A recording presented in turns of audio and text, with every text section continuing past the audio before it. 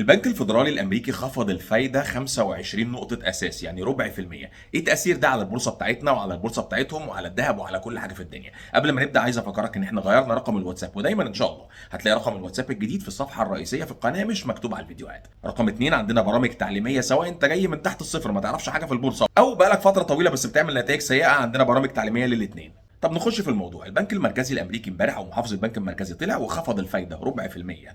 اول معلومه عايزك تستفاد بيها النهارده ان بعد خفض الفايده ربع في المية السوق الامريكي لم يتحرك تقريبا، يعني اولموست ما اتحركش. ايه ده ما اتحركش؟ ده خفض الفايده المفروض ان هو يطير الاسهم. لا. ليه بقى؟ لان كان خفض الفايده بنسبه ربع في المية مسعر اوريدي في الاسهم بنسبه 96% تقريبا. يعني ايه؟ يعني في بعض الاحيان بيبقى الخبر اللي هيحصل متوقع، الناس كلها 96% من الناس ولا اغلبيه الناس متوقعه ان الفايده هتخفض بتقريبا ربع في المية، وعلى هذا الاساس هم اوريدي زودوا في الاسهم اللي شايفين انها حساسه لتغير الانترست ريت واوريدي اشتروا.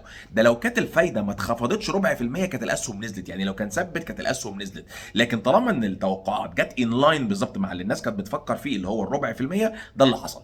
امتى كان السوق ممكن يطير؟ السوق كان ممكن يطير لو كان خفض الفايده نص في المية، او الكومنتري بقى. هم لما بيخفضوا الفايده بيطلع برضو الراجل بيتكلم في نفس الوقت، بيعمل كومنتري. الكومنتري ده بيقول لك احنا داخلين على ايه اللي هيحصل في الفتره الجايه. لو كان الراجل اتكلم ان في الفتره الجايه هنخفض الفايده مثلا 4 مرات بدل الاثنين المتوقعين مثلا في الفتره الجايه، او بدل الثلاثه المتوقعين، كنت برضه هتلاقي الاسهم طارت. فاذا لازم تفهم الاحداث دي وهي زي متعلقه بالتوقعات، عامله بالظبط زي فيلم السينما. شرحت الموضوع قبل كده. الموضوع لو انت داخل فيلم متوقع ان هو فيلم حلو ولقيت ان هو فيلم كويس هتطلع متضايق رغم انه فيلم كويس، بس انت كنت متوقع ان هو فيلم جامد.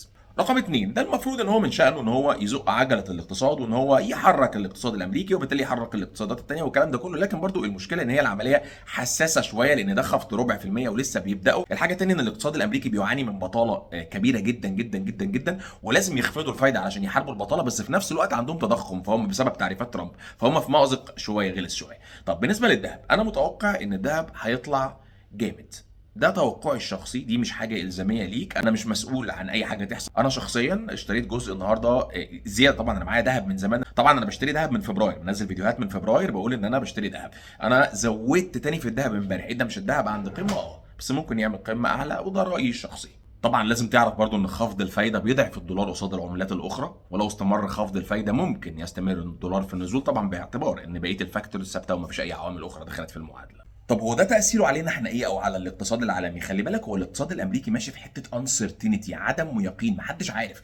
البطاله يعني نسبه الناس اللي مش لاقيه شغل بترتفع بطريقه غريبه، او عدد الناس اللي مش لاقيه شغل بتزيد، او نسب البطاله بتتغير يعني طبقا لقياساتهم هم بشكل سيء جدا. وفي نفس الوقت في تضخم عالي، فهو مش عارف يخفض الفايده براحته بسبب التضخم، وفي نفس الوقت ما ينفعش يسيب البطاله اللي عماله تزيد دي. فهو حتى الاقتصاد الامريكي دلوقتي هو ما حدش عارف، الموضوع فيه انسرتينتي شويه. طبعا مش انسرتينتي تاثر على الاسهم، انا ما زلت متفائل جدا باتجاه السوق الامريكي في السنه دي، وانا شاري برضه هناك يعني الحمد لله. فلكن هي انا بكلمك على تاثير خفض الفايده ده، ممكن ما نحسش بيه يعني لغايه ما نشوف الدنيا المستقبل فيه ايه. عايز تتعلم بورصه صح؟ ابعت لنا على رقم الواتساب اللي موجود في الصفحه الرئيسيه في القناه، هنعلمك ان شاء الله.